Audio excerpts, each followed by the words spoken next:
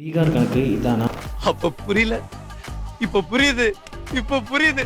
தேர்தல் ஆணையத்தோட கூட்டு சேர்ந்து பாஜக தான் எஸ்ஐஆரில் குளறுபடி செய்துன்னு திமுக, காங்கிரஸ் மாதிரியான எதிர்க்கட்சிகள் குற்றம் சாட்டிட்டு வந்தாங்க. அது உண்மைதாங்கிற மாதிரி தேர்தல் ஆணையம் ஒரு அறிவிப்பை வெளியிட்டிருக்கு. அது என்னன்னா, 1/7/2025 தேதியை தகுதியேற்பு நாளாக வச்சு பீகாரில் நடந்த எஸ்ஐஆர் வாக்காளர் பட்டியலில் பேர் இருந்தால் அதை வச்சு தமிழ்நாட்டு வாக்காளர் பட்டியலை சேர்த்துக்கலாம்னு அறிவிச்சிருக்காங்க. இது மூலமாக என்ன தெரிய வருது, பீகாரில் நீக்கப்பட்ட 65 லட்சம் பேரையும் தமிழ்நாட்டு ஓட்டர்ஸ் லிஸ்ட்டில் சேர்க்க பிளான் பண்ணதா தேர்தல் ஆணையம்னு ஒரு சந்தேகம் வருது.